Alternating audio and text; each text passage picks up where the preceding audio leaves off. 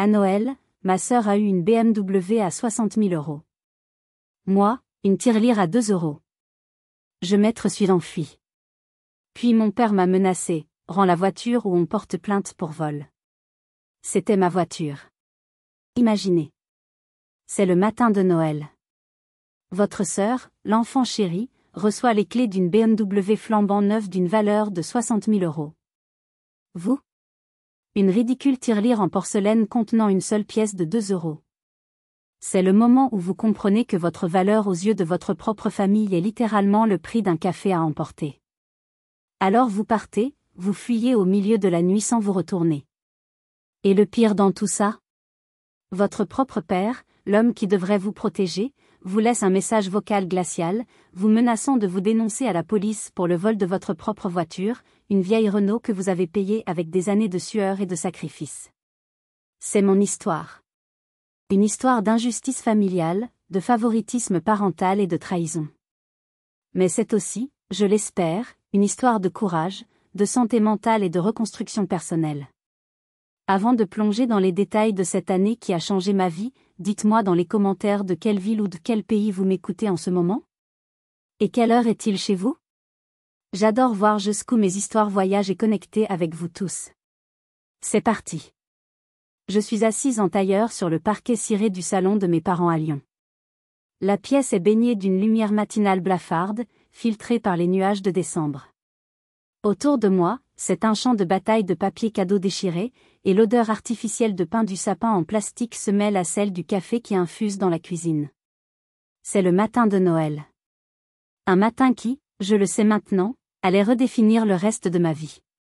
Ma sœur, Chloé, fait tournoyer un jeu de clés BMW étincelante entre ses doigts parfaitement manucurés, le métal captant les lumières clignotantes du sapin.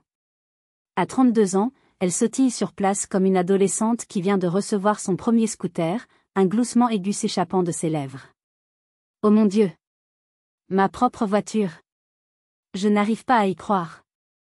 Mon père, debout près de la cheminée, la regarde avec une fierté si pure, si non dissimulée, qu'elle me transperce le cœur. C'est un regard que je ne lui ai jamais vu m'adresser.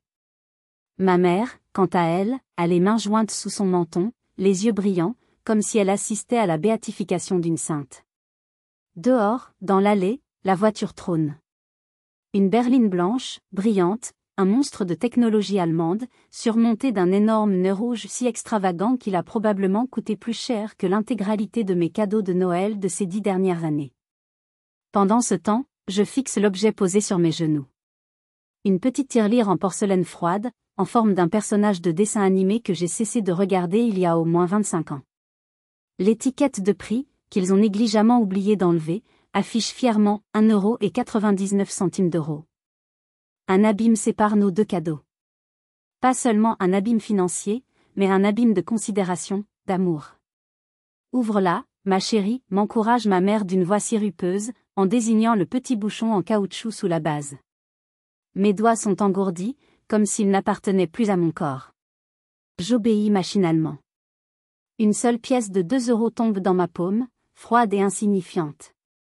C'est pour commencer ton fonds d'épargne pour acheter une maison, ma chérie, annonce mon père d'un geste dédaigneux de la main, comme s'il m'offrait une opportunité en or.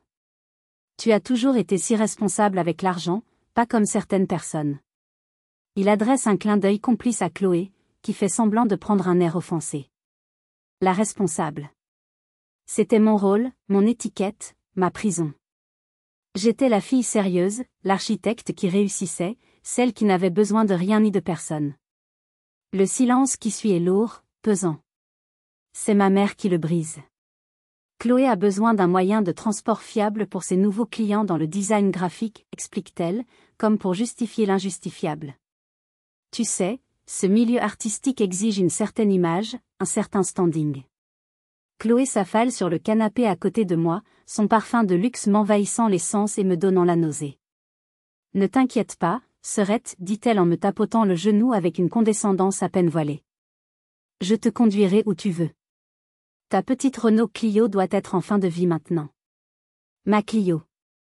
La voiture qui m'a transportée de Paris à Lyon la veille, traversant les cols de montagne sans jamais faillir.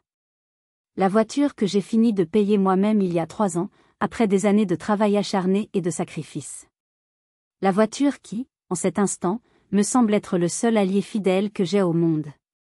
Je ne peux plus respirer. L'air du salon me semble soudainement vicié, irrespirable. 34 années de moments exactement comme celui-ci, des injustices plus subtiles, des déceptions silencieuses, se cristallisent dans mon esprit avec une clarté douloureuse. Ce n'est pas une anomalie. C'est le schéma directeur de ma vie. Je suis invisible. Ma valeur est quantifiable, 2 euros. Toute ma vie, j'ai essayé de construire tout parfaitement, mes notes, ma carrière, mon indépendance, croyant bêtement qu'un jour, ces briques construiraient un pont pour que leur amour puisse m'atteindre. Mais aujourd'hui, je réalise que j'ai seulement construit les murs de ma propre prison.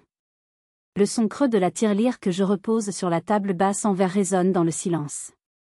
C'est un son minuscule, presque imperceptible, mais pour moi, c'est le bruit assourdissant de quelque chose qui se brise en moi, pour de bon. Lorsque je pose la tirelire, le son minuscule crée une fissure dans les fondations de ma vie. Et à travers cette fissure, je vois la seule issue possible. 2h17 du matin. La maison est plongée dans un silence profond, un silence seulement troublé par le tic-tac régulier de l'horloge du grand-père dans le couloir. Chacun de ces balancements semble scander les secondes de ma vie gâchée. Je suis assise sur mon lit d'enfant, le même lit où j'ai pleuré tant de déceptions silencieuses. Mais cette nuit, il n'y a pas de larmes. Il y a seulement une résolution froide, dure comme l'acier. Je me lève et je commence à faire ma valise, avec des gestes précis et dénués d'émotion. Je ne prends pas grand-chose. Pas les vêtements chers que je me suis offerts, ni les livres que j'aime. Je ne prends que les objets qui portent mon histoire, pas la leur, l'ours en peluche délavé que ma grand-mère m'a offert juste avant de mourir, en me disant « celui-ci t'aimera toujours sans condition », l'album photo de mes années d'études à Paris, rempli de visages souriants d'amis qui sont devenus ma véritable famille, la petite boîte en bois sculptée contenant mon tout premier plan d'architecte, le projet qui m'a valu mon diplôme avec les félicitations du jury. Les cadeaux coûteux que je leur ai offerts au fil des ans, la mallette en cuir pour mon père, le bracelet en argent pour ma mère, l'objectif professionnel pour Chloé, je les laisse en évidence sur ma commode. Ils n'ont jamais été une question de gratitude de toute façon, mais plutôt une tentative désespérée d'acheter leur approbation. Je descends les escaliers sur la pointe des pieds, chaque marche craquant sous mon poids comme un avertissement. Ma clé de la maison est froide et étrangère dans ma paume pendant un long moment. C'est un symbole de tout ce que je perds, mais aussi de tout ce que je gagne. Je la pose délicatement sur le comptoir de la cuisine, juste à côté de la cafetière programmable qui se mettra en marche dans 3 heures, comme si de rien n'était. Ils ont fait leur choix. Maintenant, je fais le mien. Dehors, le froid glacial de décembre me saisit et me gifle le visage. C'est un choc bienvenu, qui me sort de ma torpeur. Les lampadaires de la rue déserte se transforment en halos aqueux alors que je navigue dans les rues endormies de Lyon. L'horloge du tableau de bord de ma Clio indique 3h42. Mes essuie-glaces luttent vaillamment contre une neige qui s'épaissit de minute en minute. À la radio, une vieille chanson de Noël parle de foyers chaleureux et de familles unies. Je coupe le son avec un geste rageur. Le silence est plus honnête. Sur l'autoroute A7, en direction du sud, vers un ailleurs incertain, les souvenirs remontent, plus violents que la tempête de neige dehors. Je repense à mes 17 ans. L'année du bac. J'avais passé tout l'été, chaque jour, chaque heure, à préparer méticuleusement mon dossier pour la plus prestigieuse école d'architecture de Paris. C'était mon rêve, mon obsession. Mes plans étaient des œuvres d'art, ma dissertation une déclaration d'amour à mon futur métier. La veille de la date limite d'envoi, j'avais tout disposé fièrement sur la grande table de la salle à manger pour une dernière vérification. Chloé était rentrée tard d'une fête, un peu éméchée. Elle tenait un grand verre de vin rouge. Dans un élan de maladresse spectaculaire, elle avait trébuché et renversé la totalité du verre sur mon travail. Le vin rouge avait bu le papier, noyant mes dessins, effaçant mes mots. « Oh, pardon. Je suis tellement désolée », avait-elle dit, un petit rire étouffé par sa main. Le pire n'était pas l'acte en lui-même. Le pire fut la réaction de mes parents. « Ce n'est qu'un accident, Élise, avait dit ma mère. Ta sœur ne l'a pas fait exprès. Tu es si brillante, tu vas bien trouver une solution. » Mon père n'avait même pas levé les yeux de son journal. Ce n'était pas un accident. C'était un acte de sabotage. Un message clair: tes rêves, tes efforts, ta passion, tout cela ne compte pas. J'ai passé les 2 nuits suivantes sans dormir, refaisant tout, alimenté par une rage froide et des litres de café. J'ai été accepté, bien sûr. Mais j'y suis allé seul, finançant mes études avec des prêts et des petits boulots, alors qu'il finançait l'année de découverte artistique de Chloé à travers l'Europe. Je conduis depuis des heures, les phares de ma voiture perçant l'obscurité. Je ne fuis pas seulement une maison. Je fuis des fantômes. Je fuis la personne qu'ils m'ont forcé à devenir, celle qui se tait, celle qui endure, l'ombre perpétuelle à côté de la flamme aveuglante de sa sœur. Le téléphone vibre sur le siège passager. C'est ma mère. Une lueur d'espoir stupide et tenace s'allume en moi. Peut-être qu'elle s'est réveillée. Peut-être qu'elle a vu mon lit vide. Peut-être qu'elle s'inquiète. Mais en écoutant son message vocal, j'éclate d'un rire sec, un rire sans joie et amer. C'est bien pire que le silence. Élise, c'est maman. J'espère que tu n'as pas oublié de payer la facture d'électricité du chalet à Annecy avant de partir de Paris. Tu sais bien que ton père déteste s'occuper de la paperasse. La date limite est demain. Rappelle-moi. C'est tout. Pas de « où es-tu » Pas de « est-ce que ça va » Pas même une once d'inquiétude dans sa voix. Juste une tâche administrative. L'invisible Élise, la fille responsable et efficace, devait encore s'occuper de leurs affaires, même en pleine détresse, même en pleine fugue émotionnelle. La colère que je ressens est si froide, si pure, qu'elle me donne une clarté d'esprit que je n'avais pas ressentie depuis des années. C'est fini. Définitivement fini. Je me gare sur la prochaine aire de repos, le moteur de ma Clio vibrant doucement sous moi. Mes mains tremblent si fort que j'ai du mal à faire défiler mes contacts. Je m'arrête sur un nom, Sophie. Mon amie de l'école d'architecture. Mon roc. La seule qui ait jamais vu clair dans le jeu de ma famille. Elle vit à Marseille.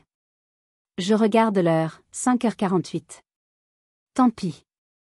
Je compose le numéro, le cœur battant à tout rompre. Sa voix est chaude, ensommeillée, mais elle devient immédiatement alerte quand elle entend le son de la mienne. Élise ? Qu'est-ce qui se passe ?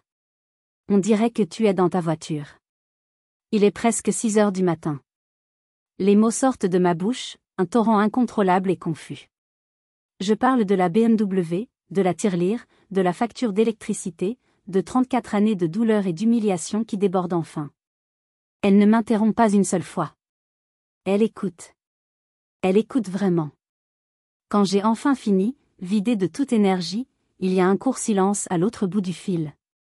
Puis, sa voix, ferme et sans la moindre équivoque. Viens à Marseille. Prends l'autoroute A7 et ne t'arrête pas avant de voir les panneaux. Tu resteras chez moi aussi longtemps qu'il le faudra. On n'abandonne pas sa famille comme ça. La vraie famille. Ces derniers mots résonnent en moi. La vraie famille. Ces mots sont une bouée de sauvetage lancée dans l'océan glacial de ma solitude. Je raccroche, et c'est seulement à ce moment-là que les larmes commencent à couler, brouillant ma vue pour la première fois cette nuit-là. Des larmes de soulagement, de gratitude et de deuil pour la famille que je n'ai jamais eue. Je reprends la route, le lever du soleil colorant l'horizon d'or et de rose devant moi. Pour la première fois de ma vie, je ne fuis plus. Je vais quelque part. Je vais chez moi. L'arrivée à Marseille quelques heures plus tard est une renaissance.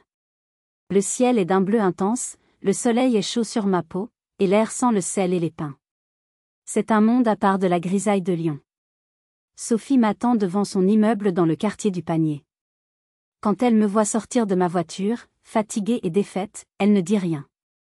Elle me prend dans ses bras. C'est une étreinte solide, réconfortante. Et quand elle m'ouvre ses bras, ma première réaction est de me raidir. J'ai oublié ce que c'est que d'être touché avec une gentillesse inconditionnelle, sans rien attendre en retour. Sa bonté est comme la lumière du soleil entrant dans une pièce sombre depuis trop longtemps, elle est à la fois chaude et aveuglante. Elle m'installe dans sa chambre d'amis, me prépare un café, et me laisse simplement être. Le lendemain matin, je rédige ma demande de mutation au bureau de Marseille de mon cabinet d'architecture. Je n'ai aucune faveur à demander. Je joins simplement mon portfolio. Mon travail parlera pour moi. C'est incroyable, n'est-ce pas? La seule préoccupation de ma mère était une facture. À ce moment-là, j'étais complètement brisée. Dites-moi honnêtement dans les commentaires, si vous aviez été à ma place, qu'auriez-vous fait? Auriez-vous répondu à ce message? Je suis vraiment curieuse de lire vos réactions et vos conseils. Ma carrière à Marseille a décollé rapidement. Mais j'ai vite réalisé qu'on peut changer d'adresse, qu'on peut changer de ville, mais on ne peut pas fuir les fantômes qui vivent dans sa tête. Et il ne faisait que commencer à frapper à la porte de ma nouvelle vie. La réponse de mon cabinet d'architecture est arrivée moins de 48 heures plus tard. Ma mutation était non seulement approuvée, mais encouragée. Le directeur du bureau de Marseille connaissait ma réputation et m'a immédiatement confié un projet majeur, la conception d'un nouveau complexe résidentiel écologique sur les hauteurs de la ville. En quelques semaines, je me suis plongée dans le travail avec une férocité qui m'a surprise moi-même. J'arrivais la première au bureau, je partais la dernière. Je passais mes week-ends sur mes plans, je sautais des repas. Je construisais ma nouvelle vie comme je concevais un bâtiment, avec une précision obsessionnelle, une attention maladive aux détails, et une tolérance zéro pour l'erreur. C'était ma façon de reprendre le contrôle, de prouver à l'univers et surtout à moi-même que je n'étais pas la femme brisée qui avait fui Lyon en pleine nuit. Sophie me regardait faire avec une inquiétude grandissante. « Élise, tu dois respirer », me disait-elle souvent le soir. Marseille, ce n'est pas que le travail. Il y a la mer, les calanques, la vie. Je l'écoutais à peine, trop concentrée sur ma prochaine échéance. Un après-midi, mon nouveau patron, un homme charismatique et respecté nommé Laurent, m'a convoqué dans son bureau vitré qui surplombait le vieux port. « Élise », a-t-il commencé avec un sourire bienveillant, « votre travail est absolument exceptionnel. Vous avez fait avancer ce projet plus en 3 semaines que l'équipe précédente en 3 mois. J'ai senti une bouffée de fierté. C'était ce que je voulais entendre. Mais, a-t-il continué, son sourire s'effaçant légèrement, je suis un peu inquiet. Vous n'avez pas besoin de construire toute la tour en un seul jour. Le rythme que vous vous imposez, il est insoutenable. Je ne veux pas que vous fassiez un burn-out. Ces mots m'ont laissé perplexe et mal à l'aise. De la sollicitude? Au travail? Pour moi, travailler jusqu'à l'épuisement était la norme. C'était le prix à payer pour réussir, pour être digne d'éloges. Je me suis rendu compte d'une vérité terrifiante et soudaine, ma soi-disant éthique de travail irréprochable n'était en fait qu'une peur panique. La peur que si je ralentissais, ne serait-ce qu'une seconde, tout le monde verrait que je ne valais rien, que j'étais une imposture. Que j'étais, au fond, cette fille qui ne méritait qu'une tirelire à 2 €. C'est à ce moment précis, alors que j'étais déjà fragilisée par cette prise de conscience, que ma famille a décidé de lancer sa contre-attaque. Le silence radio a été rompu par un barrage de messages. D'abord des textes de ma mère, faussement inquiets. Nous n'avons pas de nouvelles. Nous sommes morts d'inquiétude. Puis, ils sont devenus plus manipulateurs. Ta sœur ne mange plus. Tu lui fais beaucoup de peine. Ton père a des palpitations à cause du stress que tu nous causes. Veux-tu être responsable de sa santé? Je les ai lus, le cœur serré, mais je n'ai pas répondu. J'ai bloqué leur numéro. Alors, ils ont commencé à appeler Sophie. Mais le coup de grâce est venu de mon père. Un soir, en rentrant tard du bureau, j'ai vu que j'avais un message vocal d'un numéro inconnu. C'était lui. Sa voix, habituellement si autoritaire et pleine d'assurance, était maintenant glaciale. Froide, calculée et menaçante. Il n'y avait aucune émotion. Juste un ordre déguisé en ultimatum. Élise. Cette comédie puérile a assez duré. Tu as 1 semaine, à compter de ce jour, pour ramener la Renault Clio à la maison. Légalement, c'est une voiture qui a été achetée pendant que tu vivais sous notre toit. Si elle n'est pas dans l'allée dans 1 semaine, nous la déclarons volée à la gendarmerie. Compris? J'ai failli laisser tomber mon téléphone. Ma Clio. Ma vieille voiture fidèle, que j'avais mis des années à payer, chaque versement étant une petite déclaration d'indépendance. Ce n'était pas la voiture qu'il voulait. C'était mon âme. Il voulait me briser, me mettre à genoux, me rappeler à qui j'appartenais. Il ne voulait pas récupérer un bien.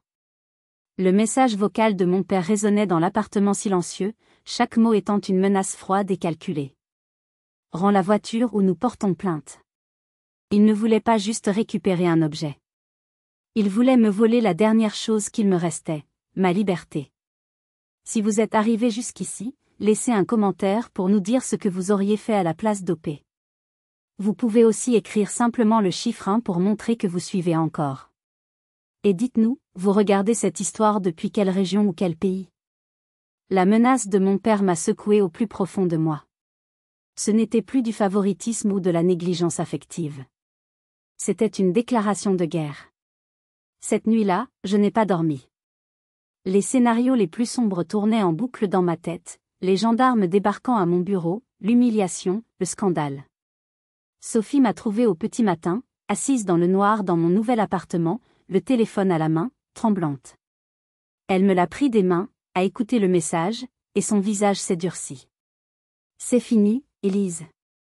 La gentillesse, c'est terminé. Maintenant, tu dois te battre. Le lendemain, elle m'a traîné chez un avocat, un de ses amis. Maître Duval était un homme posé qui, en 5 minutes à peine, a balayé mes craintes. Mademoiselle Dubois, a-t-il dit en examinant la photocopie de ma carte grise, cette voiture est légalement et entièrement à vous. Leur menace est ce qu'on appelle une tentative d'extorsion, et c'est puni par la loi. Il a rédigé une lettre de mise en demeure cinglante, citant les articles de loi pertinents, et l'a envoyée en recommandé à mes parents, leur interdisant formellement tout contact harcelant sous peine de poursuite judiciaire. Le silence qui a suivi de leur part a été total, et pour la première fois, ce n'était pas un silence de négligence, mais un silence de défaite. Cette victoire juridique m'a donné un regain de force, mais elle a aussi mis en lumière à quel point j'étais fragile. Sur les conseils insistants de Sophie, j'ai pris rendez-vous avec une thérapeute. Le docteur Martin était une femme douce et perspicace qui m'a aidé à déconstruire des années de conditionnement. Elle m'a fait comprendre que ma quête effrénée de perfection n'était pas une qualité, mais une réponse au traumatisme de leur négligence affective. J'essayais de devenir si parfaite qu'ils ne pourraient plus m'ignorer. C'est pendant cette période de reconstruction lente et difficile que j'ai rencontré Marc. Il était ingénieur en environnement, et nous avons été amenés à collaborer sur mon projet. Il était tout ce que je n'étais pas, calme, posé, spontané. Il souriait souvent, pas seulement avec sa bouche, mais avec ses yeux. La première fois qu'il m'a invité à prendre un café après une réunion, j'ai paniqué. J'ai bredouillé une excuse sur une échéance urgente. La vérité, c'est que j'avais peur. La gentillesse sans arrière-pensée, l'intérêt sincère d'un homme, c'était un territoire totalement inconnu et terrifiant pour moi. Heureusement, il a persisté, gentiment. Nous avons pris ce café, puis un autre. Il m'écoutait, posait des questions sur mon travail, sur mes passions, des choses que ma propre famille n'avait jamais faites. Un soir, alors que nous marchions le long du vieux port, il s'est arrêté et a dit impulsivement : « Et si on allait dans les Calanques ce week-end ? Juste comme ça, sans plan, on prend un pique-nique et on verra bien. » J'ai senti une vague de panique monter en moi. Pas de plan ? Pour moi, tout dans la vie devait être planifié, contrôlé, optimisé. C'était ma seule façon de me sentir en sécurité dans un monde qui m'avait toujours semblé hostile. Il a dû voir la peur dans mes yeux. Il a pris ma main, un geste simple mais qui a envoyé une décharge électrique dans tout mon corps. « Élise, a-t-il dit doucement, parfois, les plus belles choses de la vie n'ont pas de plan directeur. » Ce week-end-là, pour la première fois de ma vie d'adulte, j'ai lâché prise. Nous avons marché pendant des heures sur des sentiers escarpés, nous avons ri, nous avons mangé des sandwichs au jambon assis sur un rocher face à une mer turquoise. C'était simple. C'était parfait. J'apprenais à recevoir. Recevoir de l'aide quand je glissais sur une pierre, recevoir de l'affection quand il passait son bras autour de mes épaules, recevoir de la joie spontanée. C'était aussi difficile et exaltant que d'apprendre une nouvelle langue. La langue de la confiance. Ma vie commençait enfin à trouver un semblant d'équilibre entre le travail et le lâcher-prise.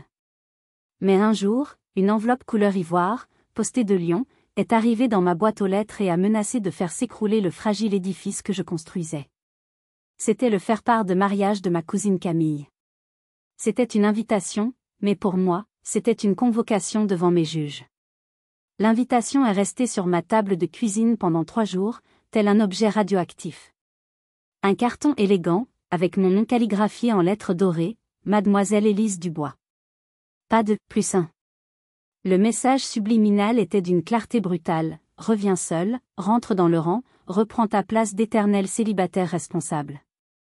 J'ai passé une nuit entière à peser le pour et le contre. Ne pas y aller serait perçu comme une faiblesse, une fuite.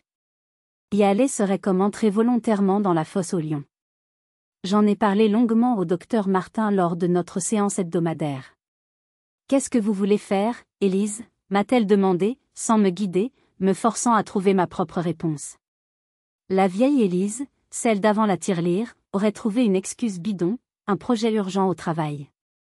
La vieille Élise aurait eu une peur bleue de la confrontation. Mais quelque chose en moi avait changé, s'était solidifié au cours de ces 7 derniers mois. J'y vais, ai-je dit, et les mots sonnaient justes, puissants. Mais j'y vais à mes conditions. Ma première condition fut logistique, mais hautement symbolique. J'ai réservé une suite junior dans le plus bel hôtel de Lyon, à quelques rues du lieu de la réception.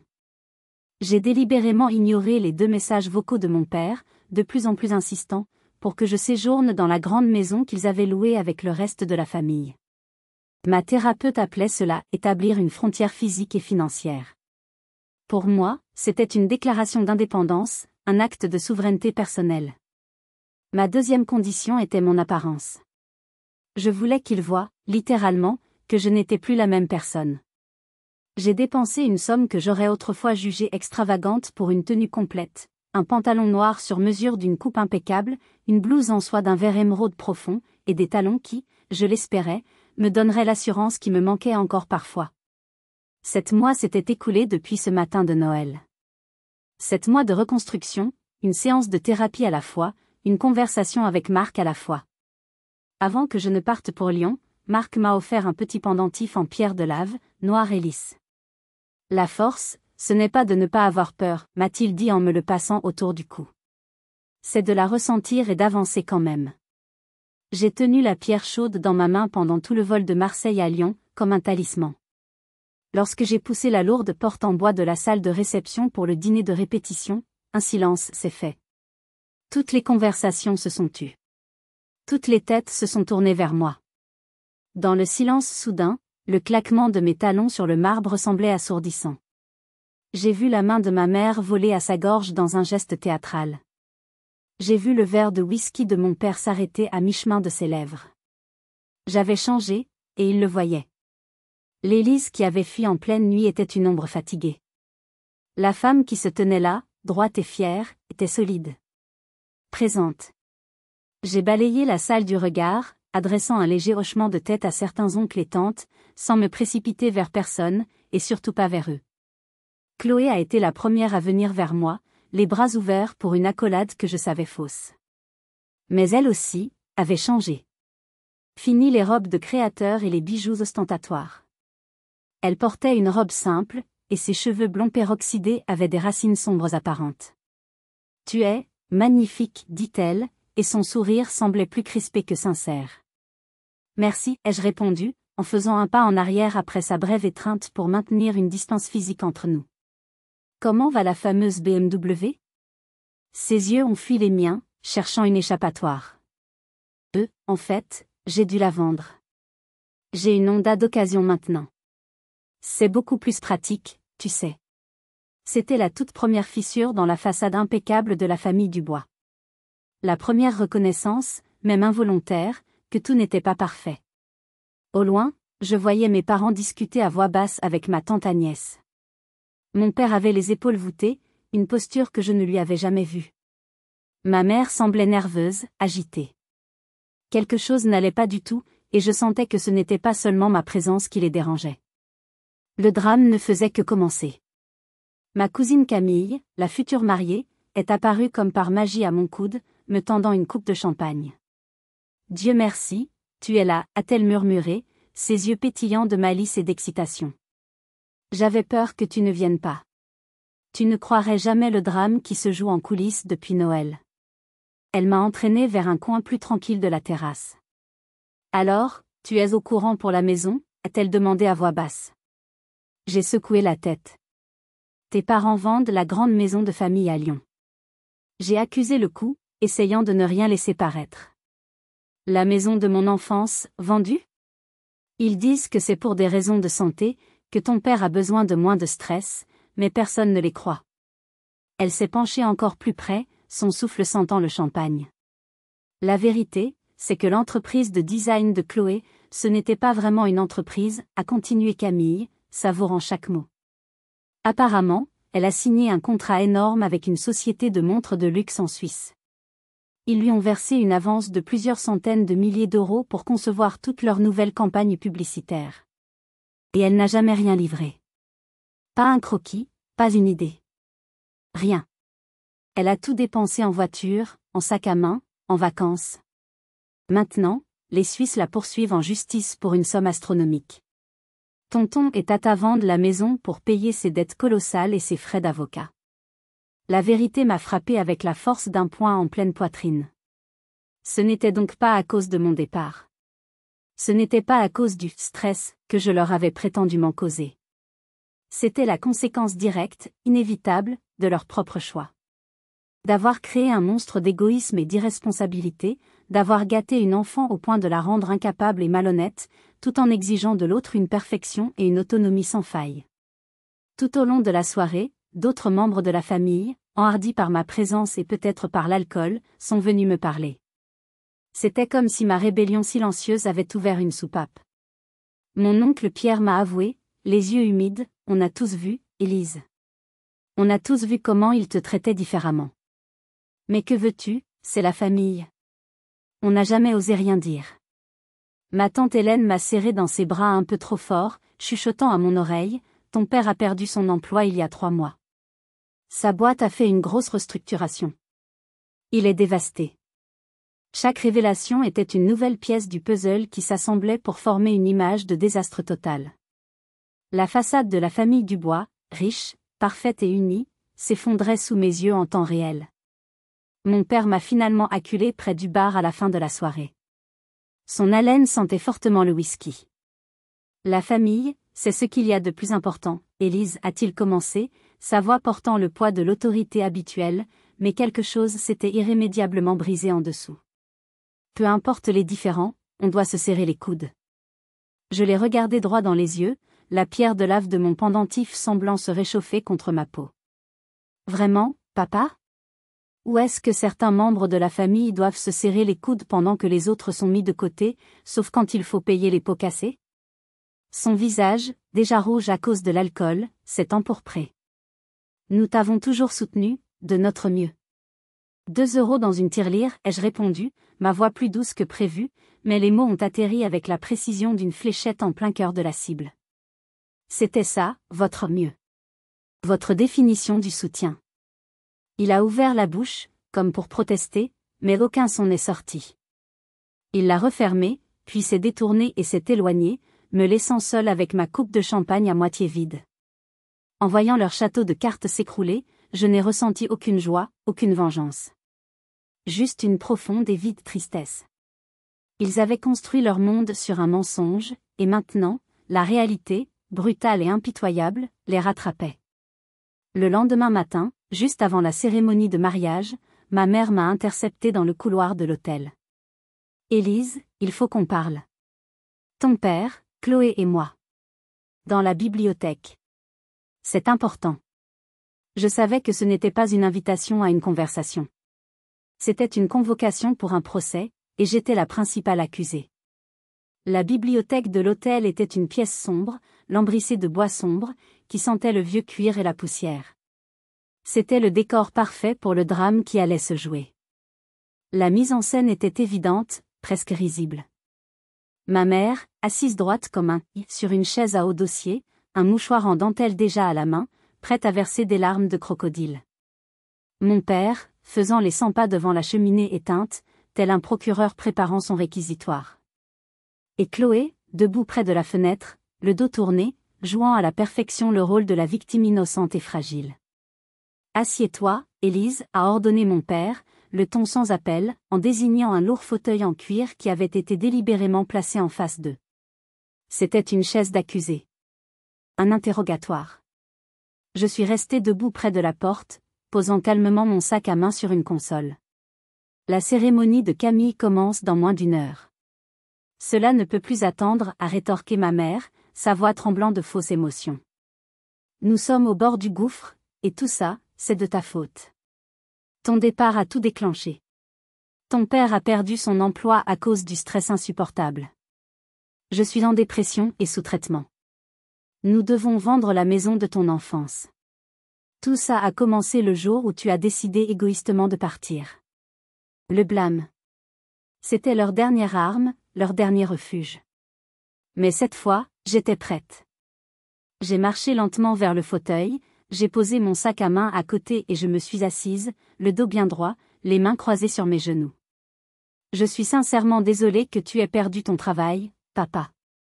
C'est une épreuve terrible.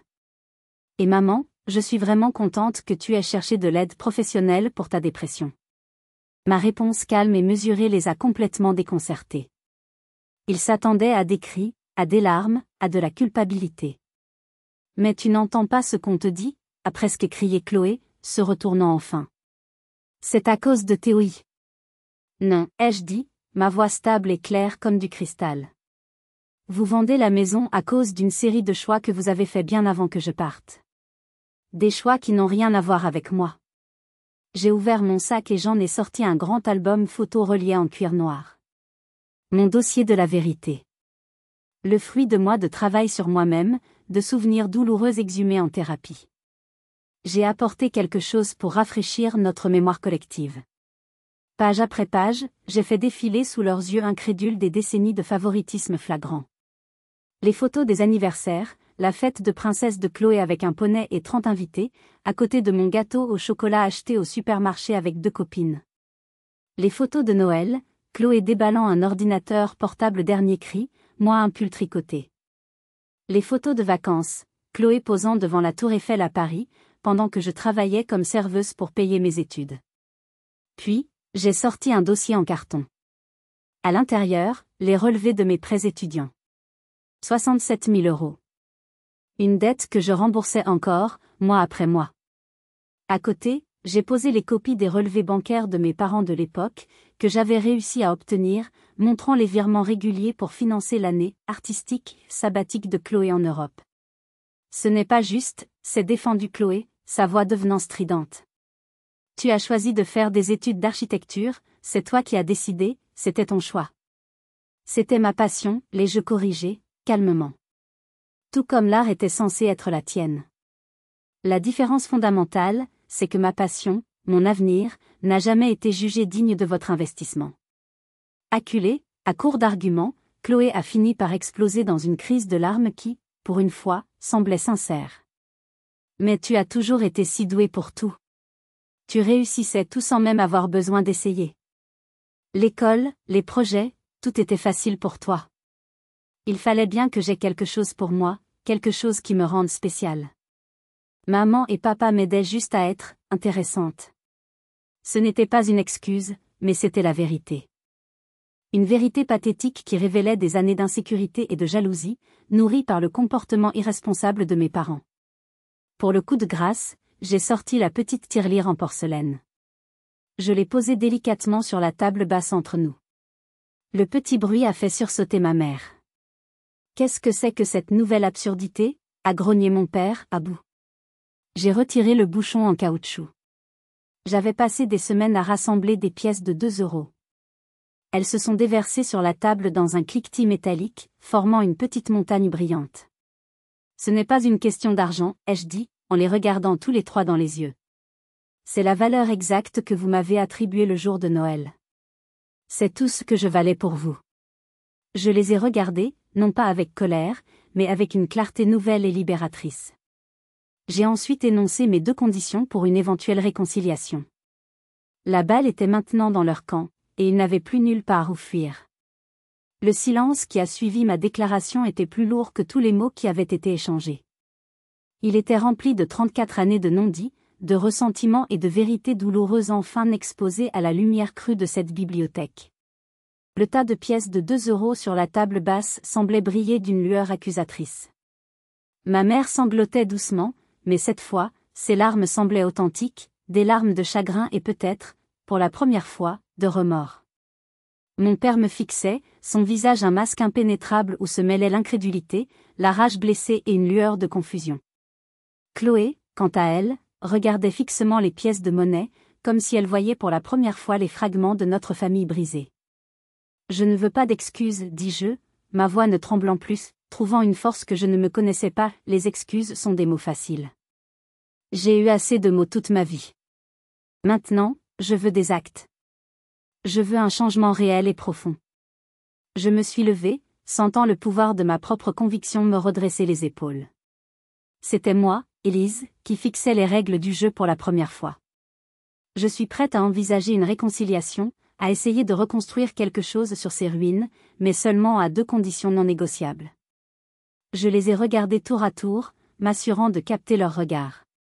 La première, une thérapie familiale. Tous les 4. Avec un thérapeute professionnel et neutre.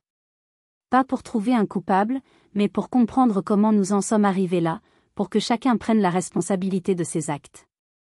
Mon père a ouvert la bouche pour protester. Je pouvais lire sur son visage les mots qui allaient sortir, la fierté, l'inutilité de parler à un étranger, l'idée ridicule de laver son linge sale en public. Mais avant qu'il ne puisse prononcer un son, ma mère a posé une main sur son bras, un geste simple mais qui l'a fait taire net.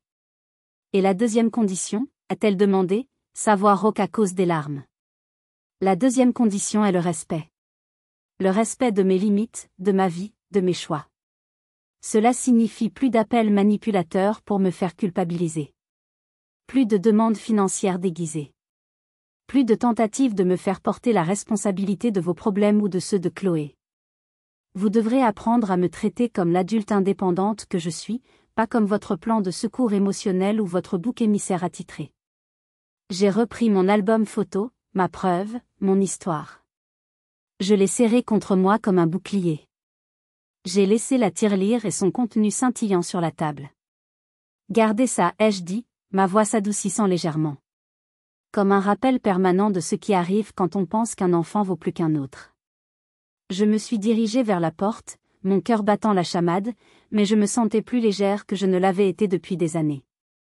J'ai posé la main sur la poignée dorée, puis je me suis retournée une dernière fois, pour leur adresser un dernier regard. Je vais prendre ma place pour la cérémonie de mariage de ma cousine. Mon amie Sophie me garde un siège. En sortant dans le couloir lumineux, le dos droit et la tête haute, j'ai entendu Chloé murmurer à nos parents, sa voix à peine audible à travers la porte lourde, elle a vraiment changé. Elle avait raison. La femme qui avait fui ce matin de Noël glacial, n'emportant que son chagrin et une tirelire à 2 €, était partie pour toujours. À sa place se tenait une femme qui comprenait enfin sa propre valeur, une valeur qui ne pouvait être mesurée ni par une voiture de luxe, ni par des pièces de monnaie. Dans les mois qui ont suivi, à ma grande surprise, ils ont accepté mes conditions. La première séance de thérapie a été d'une froideur polaire. La deuxième a été explosive, pleine de reproches et de vieilles rancœurs. Mais à la 3e séance, pour la première fois de ma vie, j'ai vu mon père pleurer. Des larmes silencieuses qui roulaient sur ses joues alors qu'il parlait de ses propres déceptions. Ce n'était pas la fin du chemin, loin de là. Mais c'était le début d'un sentier, un sentier étroit et escarpé que nous allions peut-être pouvoir parcourir ensemble. J'ai appris une leçon essentielle durant cette période, le pardon n'est pas un interrupteur magique qu'on actionne pour tout effacer. C'est un chemin qu'on choisit de parcourir, un pas après l'autre, et parfois, on doit accepter de le parcourir seul pendant un long moment. Noël. 1 an plus tard, jour pour jour. Le soleil de décembre inonde mon appartement à Marseille d'une lumière chaude et dorée. L'odeur de romarin et de dinde rôtie se mêle au rire de mes amis. De vrais amis. Ma famille choisie. Autour de la grande table en bois que j'ai achetée avec mon propre argent, il y a Sophie, mon roc, mon ancre. Il y a Marc, dont la présence calme et aimante est devenue mon port d'attache. Et il y a d'autres amis, rencontrés à mon cabinet d'architecture et à mon cours de poterie du samedi matin. À Élise, dit Marc en levant son verre, son sourire m'atteignant en plein cœur. L'architecte qui construit des ponts plus solides que quiconque, autant dans la pierre que dans la vie. Mes joues s'empourprent, mais pour la première fois, je ne ressens pas le besoin de minimiser le compliment. J'accepte. Je souris. Il y a un an, jour pour jour, je posais une clé sur un comptoir froid et je fuyais tout ce que je connaissais, avec pour seul horizon l'inconnu. Aujourd'hui, je suis ici, dans mon chez-moi, entouré de gens qui ont choisi d'être là, par affection et non par obligation. Mon téléphone vibre. C'est un appel vidéo de Chloé. C'est notre rendez-vous mensuel, une des limites claires que nous avons établies en thérapie. Je réponds. Joyeux Noël, dit-elle. Son visage remplit l'écran. Elle a l'air fatiguée, des cernes sous les yeux, mais il y a une nouvelle lueur dans son regard. La lueur de quelqu'un qui se bat pour elle-même, pour la première fois. Derrière elle, je peux voir son petit appartement de location, meublé simplement. Plus de luxe ostentatoire. Tu as l'air heureuse, Élise, dit-elle, sans une once de jalousie dans la voix. Ton appartement est magnifique. Il me ressemble, je réponds simplement. Je tourne le téléphone pour lui montrer mon coin poterie dans la deuxième chambre, les étagères remplies de bols, de vases et de sculptures, autrefois de l'argile informe, maintenant façonnée par mes propres mains. Comment vont papa et maman, je demande. Papa est sobre depuis 90 jours aujourd'hui, annonce-t-elle avec une fierté évidente. Il voulait absolument que je te le dise. Les réunions des alcooliques anonymes l'aident énormément. Il est différent. Et maman ? Maman fait du bénévolat au centre communautaire du quartier. Elle dit que s'occuper des autres lui donne un but. Elle marque une pause. Il demande souvent de tes nouvelles. Pas comme avant. C'est différent maintenant. Ils s'apprennent. Après notre appel, le dîner se poursuit dans la joie et la bonne humeur. Personne ne mentionne la petite tirelire en porcelaine que j'ai placée sur la cheminée. Elle est toujours là, mais sa signification a changé. Ce n'est plus un symbole de ce qui me manquait, mais un rappel de ce que j'ai trouvé, le courage de me valoriser. Après le dessert, je reçois un texto de Chloé. C'est une photo d'un petit ornement en argile, maladroit et biscornu. Pas très beau, mais fait avec amour. Je te l'envoie demain. C'est mon premier essai en poterie. Je souris. Puis, un autre message arrive. C'est ma mère. C'est une photo de ma vieille maison de poupée, la seule chose que j'aimais vraiment quand j'étais enfant, celle que je croyais perdue depuis longtemps. Le message dit « J'ai trouvé ça dans le grenier en faisant du tri pour la vente. Elle t'a toujours appartenu. » En pièce jointe, il y a une copie scannée d'un acte de propriété manuscrit, rédigé par ma grand-mère, me la léguant officiellement. C'est un petit geste, mais c'est un début de réparation. Plus tard dans la soirée, quand tout le monde est parti et que Marc m'aide à ranger les dernières assiettes, je sors sur le balcon. L'air est frais. Les lumières du vieux port scintillent sur l'eau sombre. Au loin, je peux voir la silhouette des bâtiments sur lesquels j'ai travaillé, des structures que j'ai aidé à ériger. Je murmure pour moi-même, pour les lumières de la ville, la valeur d'une personne ne se gagne pas par son utilité ou ses sacrifices. On la revendique en connaissant et en affirmant ce qu'on accepte et ce qu'on refuse. Marc me rejoint et passe une couverture chaude autour de mes épaules. Il ne dit rien, il est juste là. Je me penche contre sa chaleur réconfortante. Mon histoire, qui a commencé par une trahison et une fuite, a trouvé une fin heureuse, mais le chemin a été incroyablement difficile et douloureux. Avez-vous déjà vécu une situation de favoritisme ou d'injustice au sein de votre propre famille ? Avez-vous dû vous battre pour faire reconnaître votre valeur ? Si vous vous sentez à l'aise, je vous invite à partager votre expérience dans les commentaires. Vos histoires comptent, elles ont de la valeur, et nous sommes une communauté ici pour nous écouter et nous soutenir les uns les autres. N'oubliez pas de laisser un like sur cette vidéo si mon histoire vous a touché, et de vous abonner pour ne manquer aucune de mes prochaines histoires sur la force, la résilience et la reconstruction. Prenez soin de vous, et à très bientôt.